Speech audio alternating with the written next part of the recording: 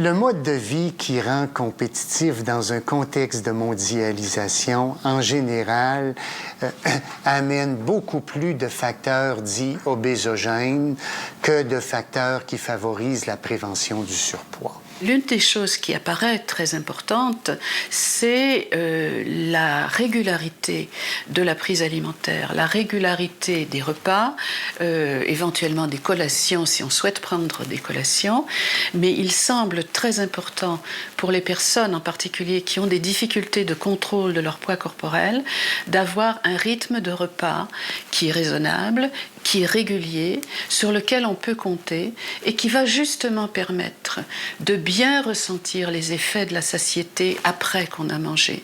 Il faut faire attention à ces signaux de faim, d'une part, et à ces signaux de satiété, d'autre part.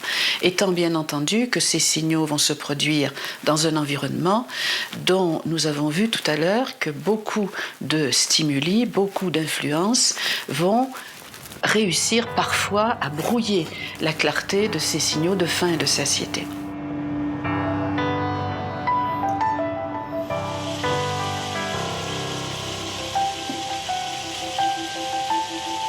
Moi, je les connais pas, les signaux de la faim. Je vais arrêter quand je suis plus capable. J'ai trop mangé. C'est tout le temps ça. J'ai trop mangé. Là, je suis plus capable. Ça rentre plus. J'ai pas le choix. Faut que j'arrête. Ça rentre plus. Mais sinon, je continuerai. Ouais, Parce que moi, c'est bon. quand, genre, là, tu détaches le bouton, là. Parce que là, c'est too much. Là, tu dis, je pense que je devrais arrêter. Si vous ne mangez pas dans de bonnes conditions, en prenant votre temps, dans une ambiance agréable, en mangeant des choses que vous aimez, eh bien, vous ne pouvez pas, vous n'avez pas créé les circonstances qui vous permettent d'écouter vos sensations alimentaires. Et c'est d'autant plus vrai aujourd'hui, c'est beaucoup plus vrai aujourd'hui que ça l'était dans le passé où nous avions une alimentation monotone. Aujourd'hui, nous avons une alimentation riche et variée et ça nous oblige à faire beaucoup plus attention à nos signaux de faim et de rassasiement qu'autrefois où finalement le fait de la monotonie alimentaire rendait les choses beaucoup plus simples. Nous n'avons jamais eu accès à une aussi grande diversité d'aliments. Cela dit, en marge de cette tentation accrue, se pourrait-il que certains aliments nous jouent des tours? Il y a certains aliments qui vont nous piéger. Pour utiliser le langage du coach au hockey, il n'y a pas de défensive contre certains types d'aliments. Si, par exemple, on me sert un régime riche en lipides, riche en sucre, peu de fibres alimentaires, il y a fort à parier qu'au moment où je me sentirai rassasié, il sera trop tard. J'aurai trop consommé de calories par rapport à mes besoins. Donc, c'est un autre facteur qui influence. Two things that we know that should be that's helpful in a product is fiber.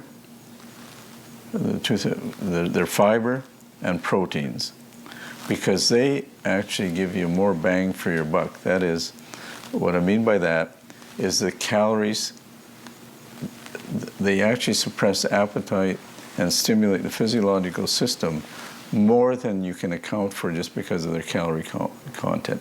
En ce qui a trait au contrôle de l'appétit, un aliment riche en fibres, c'est un aliment qui aura plus de volume au niveau de l'estomac. C'est également un aliment qui va faire l'objet d'une vidange gastrique ralentie. Et l'ensemble de ces facteurs contribue à une facilitation du contrôle de l'appétit. Le mot d'ordre est le plus souvent possible des bons aliments, des aliments qui ont une bonne teneur en fibres, bonne teneur en vitamines, en minéraux, en protéines. Alors, on retrouve souvent à ce moment-là certains produits laitiers. Les fruits, les légumes reviennent aussi pour leur bonne teneur en fibres et en micronutriments. Rétrospectivement, l'aventure de la gestion du poids idéal au poids santé jusqu'à la gestion de l'appétit, évoque plus la torture et la privation pour un bon nombre d'hommes et de femmes que la recherche d'un mode de vie sain. Aujourd'hui, beaucoup d'outils sont disponibles et les connaissances se raffinent. Mais nous, dans tout ça, en avons-nous soupé de ces régimes à satiété? Mais dans la société actuelle, je dirais qu'il y a une dualité. Autant il y a des gens qui font très attention, les gyms super populaires, les régimes. De notre côté, on peut aller dans des restaurants puis manger notre apport en calories de toute une journée en un seul repas. Donc, il y a l'excès puis la privation. On dirait qu'il n'y a comme pas de balance dans la société actuelle. Il faudrait idéalement s'en aller vers ça. En général, je ne me prive pas. Mais je fais attention pendant les repas de manger des aliments qui coupent la faim et des aliments qui me gardent rassasiée pour assez longtemps. Je m'interdis certains aliments à un certain moment donné, mais je suis une épicurienne, j'aime beaucoup manger, alors je pourrais pas dire qu'à vie, je mangerais pas telle chose, surtout si j'aime ça. Allow yourself to eat that piece of cake, that chocolate. Say yes to everything, but in portions. Si vous commencez un régime que vous n'êtes pas capable de faire tout le restant de votre vie, ça va pas durer. The best way to maintain my ideal weight, I think, is to eat properly, exercise, have fun, enjoy your family, have great meals with your family, around the table with good wines. Une fois que vous êtes conscient de ce qui est bon pour vous et ce qui n'est pas bon pour vous, les choix à faire sont faciles. Have pleasure in eating, that's what life is about. Ils sont super belles, ces pétanques-là. Devant le désenchantement de l'alimentation, qui consiste à la transformer en nutriments et en calories, il faut la réenchanter, c'est-à-dire retrouver une nouvelle dimension sociale, culturelle, anthropologique, collective de l'alimentation. Il faut l'inventer pour le XXIe siècle. Je veux dire, c'est pas un retour en arrière. Donc, comment allons-nous réenchanter l'alimentation ? Je pense que il faut d'abord relégitimer l'idée de la qualité alimentaire, et la qualité, c'est ce qui donne du plaisir. Finalement, qu'est-ce qui est sain ? Ce qui est sain, c'est d'obéir à sa physiologie, d'être le plus soi-même possible, d'être à l'écoute de son corps, de répondre aux besoins de son corps et de sa psyché, et d'être le plus authentique.